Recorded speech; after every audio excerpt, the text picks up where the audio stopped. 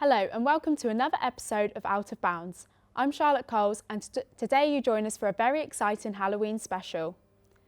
Thank you to everyone last week who let us know their thoughts on polygamous relationships online at Out of Bounds. Myself and the team love hearing from you all at home. Coming up, we'll be talking to Reverend David Salter, a vicar from Oxfordshire, about his relationships with spirits from a religious standpoint.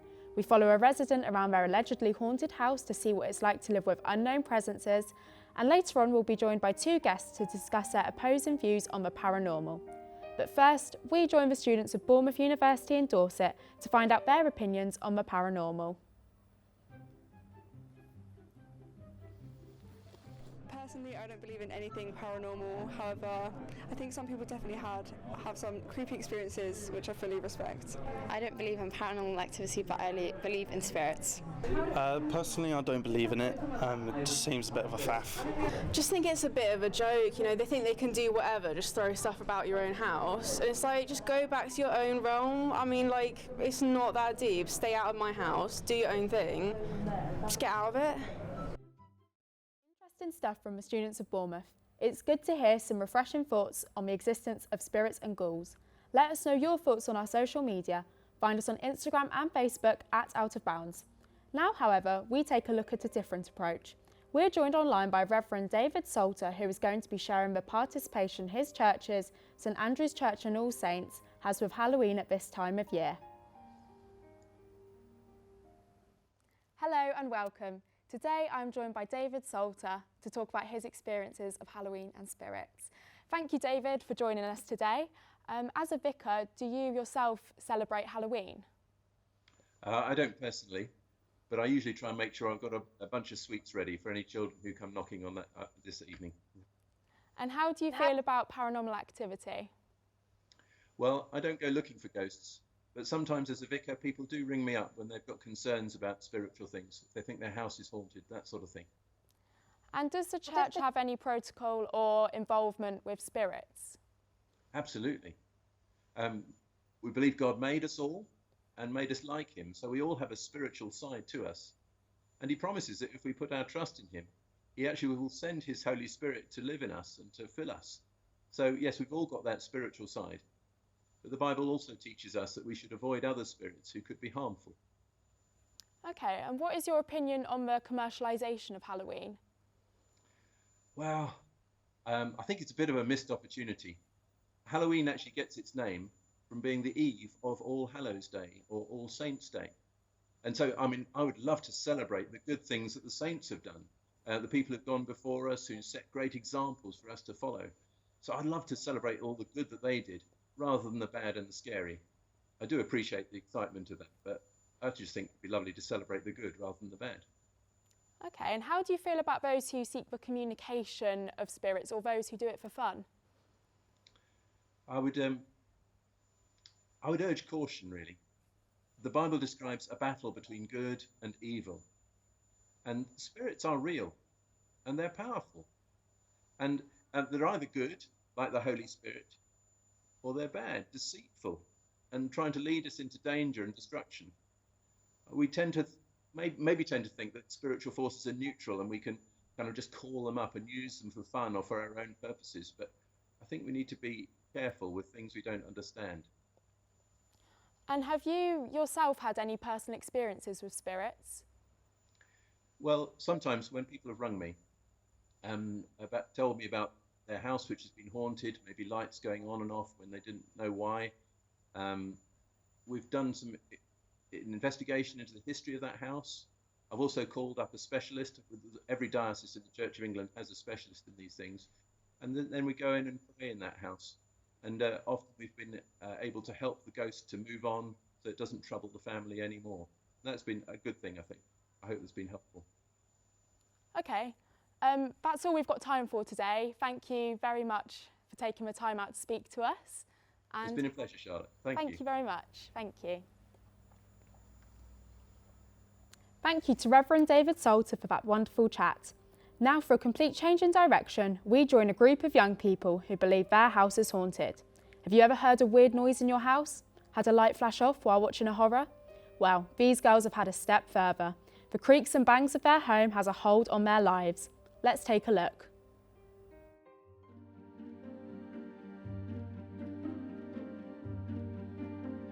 So I was sleeping and then I got woken up around 2 in the morning because my mirror fell off the wall, and again, nothing was near it or anything. Like, we've had a few glasses fall off the sides and a big kitchen knife fall off into the sink as well. Once when everybody was out of the house, I remember a time where I was sat in the kitchen. It's about 9 o'clock at night, so quite late, it was dark outside. And I sat at the kitchen table, and like directly above me I could hear like almost soaring through the ceiling, which confused me because no one was home and we didn't have next door neighbours at that point. About 1 o'clock, 2 o'clock, I was in bed, probably half asleep, and we heard vivid banging on the front door. As someone who's quite close by the front door, I was quite confused because obviously 1 o'clock, you don't expect anyone to be knocking on the door. So we answered the door, but no one was there, but we vividly could hear loud banging on the door as if someone was there. The first time we got post, I was the one who picked it up off the floor, and it said to the intruders, and it was like covered in like blood or something, and we opened it and it said that your house is haunted, and we didn't know who it was from. Because of this, we're convinced our house is haunted. And now we've got Daniel Hancock, a firm denier in spirits, and Murray Jardine, a strong believer in ghosts, live in the studio. So guys, what's your thoughts on what we've heard so far?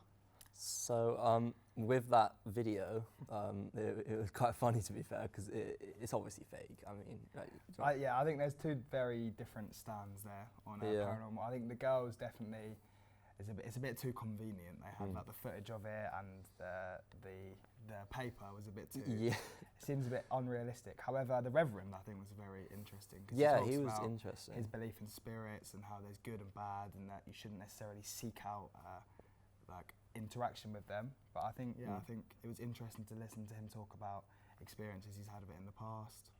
Yeah, no, I think it's quite interesting because he always knows what he's talking about. Exactly. And he said he went to houses to like cleanse the house or something. Yeah. And that's quite cool, to be fair. I mean, I'm interested to know if he actually believes in ghosts. Definitely. Because I don't know, it's a tricky one. I think all forms of religion definitely widely accept the sort of existence of spirits and the afterlife and how we pass on. And now I understand that many people find it difficult to believe in spirits because they can't physically interact with one, they've never had an experience. But now, scientifically, we're definitely getting to the sort of levels of proving it through like quantum physics and stuff, proving that our brain is separate from our mind, and how people who've studied near-death experiences definitely seems to be the wide sort of the common experience, no matter what religion they are before they die, is they sort of all experience a sense of being released from their physical body and exploring a spiritual plane of some sort. Why is it you believe in ghosts? I think, as I just said, it's definitely roots from the fact that what I believe life is. I think, as I've said, we are a spirit inside of a human physical form, and that we do release. Also, I think recently my father died at the start of this year, and definitely I've had some moments where I feel a bit more connected to him, and there was one moment in particular which was quite weird, was on the morning of the funeral. So in my household, we were always told as kids, you know, if you're cold, put some more layers on to turn the heating up. And on that morning, the heating was turned up to an extreme height, and we all woke up sweating, and you know, we felt that was my dad's presence there. But again, I can't sit here and prove it. Do you not just think that's like technical fault though? For sure, yeah. I think that could be a reason, but that's what I felt. I definitely felt connected to that moment when I think about it. So would you say that experience has shaped how you view spirits and ghosts? I think partly, definitely, yeah. But I was very spiritual before my dad passed, and I think it definitely helped a lot deal with that, because to me, it's sort of, there's more life after, so he's just passed on to the next level of life, I guess. Do you believe in like reincarnation then? I do, to some extent. But then I also believe that there's many more Earths and existences than just this Earth, so where we reincarnate or how we reincarnate is yet to be discovered. You know, when you see those people on TV or something when someone close to them has died, and then they get a pet the next day or something. Do you think like the ghost of the spirit is inside? It's like, that's my nan, and it's a cat. I'm not sure. I've wondered that because I think to be a human, you have to be quite a powerful soul. I think when we pass on, I don't think you can become a lesser being if you reincarnate. So I think if you were to reincarnate, you'd become a human again, for example. Or I think maybe, say, spirits do interact with cats and stuff, so when people think that their cat is their reincarnated grandmother, I think potentially it could have been their grandmother suggested the cat do something which would remind the family of them. The reason I don't believe in ghosts is because I see it, like you see it on TV and stuff, like cartoons and things, and somebody's obviously made that idea, right? Somebody's drawn it and somebody's come up with that idea. It's like, it's like God. You have never seen it, so how do you know if it's real? So like, so that kind of like ties into religion, I guess. Yeah, definitely a fair point, I'd say. So is there anything, Daniel, that could possibly change your mind, make you believe in ghosts and spirits? If I saw it, I would believe it, but hearing it, like just like feeling it, I just no, because I wish I believed in something like, for example, like being an atheist. I don't believe in God, and my mum does, and she's very like heavily religious. So I feel like something would be good. Like when you die, it'd be great to go up to the clouds and just chill up there, you know, like that'd be great. Like, but having a spirit and like drifting away is just, I don't know, it's difficult. You'd have to see it. Do you think religion plays a part in how people view spirits? Yeah, I think definitely for sure, because they will have their own sort of ideas of what the afterlife is and pre-life and sort of what we should be doing in this life, I think. So